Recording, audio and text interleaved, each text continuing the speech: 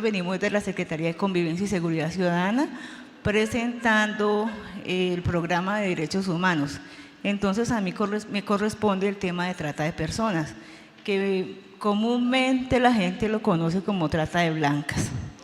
Entonces, la trata de personas es un fenómeno que se ha considerado como invisible. Muy poca gente identifica el delito de trata de personas. Lo relacionan con la prostitución y se basa básicamente en la captación, el traslado, el transporte y la acogida de una víctima. El fenómeno ocurre por tierra, mar o aire o inclusive caminando. Existen dos modalidades. Bueno, vamos a revisar. La modalidad más común es la explotación sexual comercial, pero existen otras modalidades. Por ejemplo, el matrimonio servil, que se ha vuelto muy común en este delito, que se conoce o se basa en que las personas se conocen por las redes sociales, por un amigo, alguien que le presenta a otra persona, le ofrece matrimonio, se van al extranjero sin conocer ni siquiera el idioma. La mendicidad ajena. Esta mañana he escuchado en las noticias que en Valledupar se ha identificado o se ha visibilizado el delito con los menores. En esta semana, Bienestar Familiar, ¿hay alguien aquí de Bienestar Familiar? Hicieron una jornada para la prevención del trabajo infantil, que está muy relacionada con este delito, que es cuando usted ve los niños en las esquinas, siempre hay un adulto que está detrás de esos niños, que es quien se beneficia de la plata que los chicos recogen. También los adultos mayores son vinculados en ese fenómeno. La servidumbre en la zona del eje cafetero, en el norte del departamento, se visibiliza mucho que hay la señora que hace los oficios de la casa, que la consideran como un miembro más de la familia, pero ella no recibe ningún beneficio, ella no tiene prestaciones, no tiene vacaciones, no le dan una indemnización. Esa también es una modalidad de trata de personas. El turismo sexual, ese se evidencia bastante en las temporadas de las ferias en los pueblos. En el norte del departamento y en el centro se ha identificado una red que ha captado más de 20 chicas en las ferias de ese pueblo, que han sido llevadas hasta Hong Kong, por allá han estado. La extracción de órganos, pues realmente no tenemos una cifra exacta de si se visibiliza, si se ha dado en Colombia, pero tiene que ver mucho con las personas que se desaparecen, que nunca nadie vuelve a saber de ellas. Los trabajos forzados nosotros los identificamos, bueno, hemos atendido los casos de los jóvenes que son reclutados y se van para otros países con las ofertas de empleo y terminan trabajando. El año pasado tuvimos 2 víctimas que fueron a Argentina a jugar a las escuelas de fútbol, pero no eran escuelas de fútbol, sino era trabajo como cobradores gota a gota y vendedores de muebles. Los papás acá, para poderlos enviar, quedaron con las deudas, hipotecaron las casas y quedaron con ese lío. Y la prostitución, que es la más conocida, que aunque haya un consentimiento de la víctima inicialmente, algunas aceptan la oferta con unas condiciones, pero llegan a otros países y las condiciones completamente cambian. Entonces ahí se tipifica el delito. La siguiente, por favor. Bueno, ahí hay como unas imágenes que es la modalidad más conocida, cómo captan a las chicas con las ofertas de empleo, la condición, cómo son sometidas, porque uno pensaría que aunque van a trabajar en prostitución, van a llegar a un hotel 5 estrellas con todas las comodidades como pasan en las películas, pero realmente ellas tienen que prestar el servicio en un cuarto donde solo hay una cama y una mesa para colocar un papel higiénico y una botella de agua, nada más. Así que, y ya como les decía, entonces existen 2 modalidades, la modalidad interna, que es la que ocurre en el interior del país, y la externa o transnacional, cuando se desplazan las víctimas a otros países. La siguiente. Normalmente las víctimas son sometidas a secuestro, a uso de la fuerza, al engaño total o parcial, que es como les decía, cuando usted acepta unas condiciones, pero realmente resultan con otras. las falsas agencias de empleo, las falsas agencias, propuestas de promesas de matrimonio. Y las víctimas pues no son capaces de denunciar porque les amenazan a la familia, les piden una cantidad económica, tienen que cumplir con una meta económica, y si usted no logra que su cliente consuma licor o consuma una sustancia psicoactiva, que es muy relacionado con el tema que estamos revisando, pues la multa se le crece la deuda y nunca termina de pagarla. Por eso muchas personas no se atreven a denunciar y quedan sometidas con ese delito.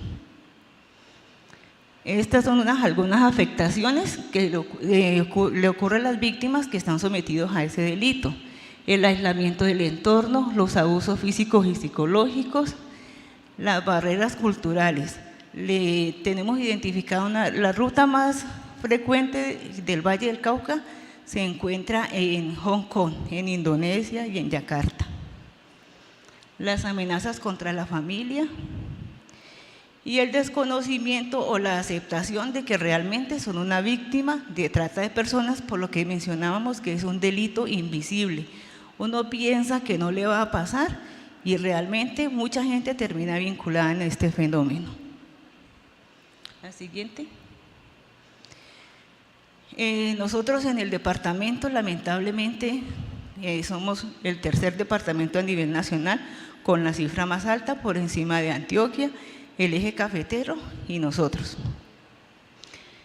Hemos tenido muchas víctimas que terminan con riesgos en salud, con enfermedades de transmisión sexual, instintos suicidas, abuso de sustancias, consumo de licor, amenazas, intimidación, marginación, depresión, salud mental. Angustia y estrés, pues eso lo presentan ellos permanentemente. En el 2012 se atendió una víctima que aún tiene diagnóstico psiquiátrico y está recluida en un centro de sanación mental por el estado en que la chica quedó después de haber sido tratada. La siguiente. El departamento, cumpliendo con lo que establece la normatividad para este delito, entonces le brinda la asistencia inmediata, que consiste en el conocimiento del caso cuando es internacional o la externa.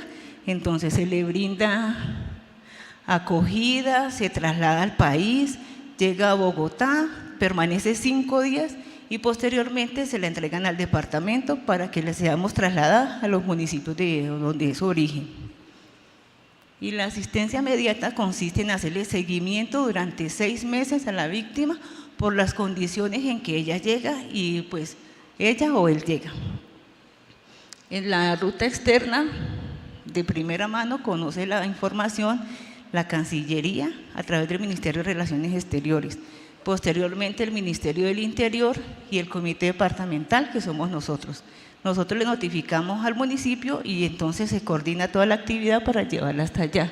Ahí está la línea gratuita nacional, por si ustedes la quieren compartir con alguien, y la línea internacional. Es la 018-052-2020, la nacional, línea gratuita. Y la internacional, el indicativo 57-1-600-135. Esa información es importante si ustedes conocen a alguien que va a salir del país. Cualquiera que sea la condición, la intención de paseo, de trabajo, como sea, es importante conocerlo. Usted puede llamar allá y lo asesoran, lo escuchan, porque cualquier persona puede estar en ese riesgo. Eso no tiene distingo de sexo, edad, ni nada. La siguiente. Y la ruta interna es la que se activa a través del Ministerio del Interior, el Comité Departamental, y intervienen allí la Fiscalía, la Policía, Bienestar Familiar, si hay menores de edad, la Defensoría, la Procuraduría.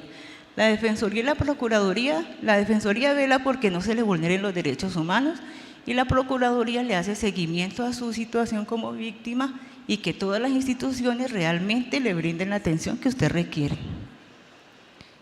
Y la parte de reintegración le corresponde al municipio donde vive la víctima, que es la que se debe encargar de brindarle acompañamiento si no ha terminado su formación educativa, proyectos productivos para que se reintegre a la sociedad y pueda generar un ingreso.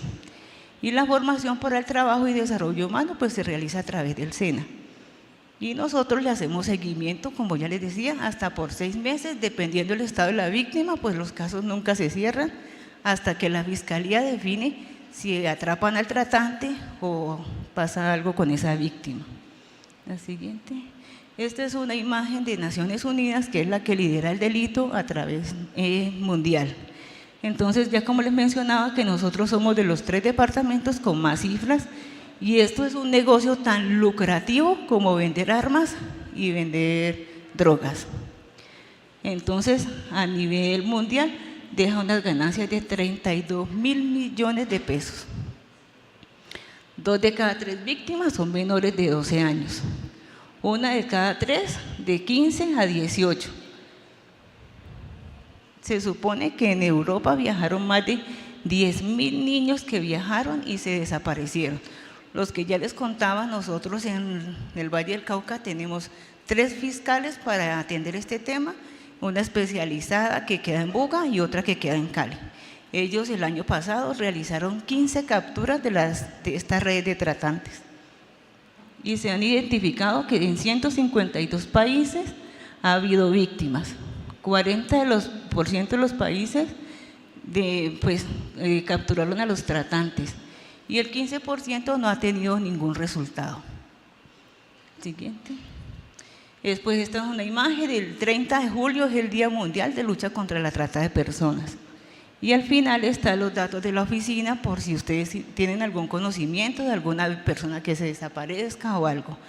Y este tema lo trajimos a este comité porque con la connotación que han llegado bastantes extranjeros, los que están entrando de Venezuela a Colombia, entonces se ha visto que algunos niños, mujeres y hombres están siendo utilizados en la modalidad de trabajos forzados. Trabajan y no les pagan ningún sueldo o les pagan la mitad de lo que le pagarían a un colombiano.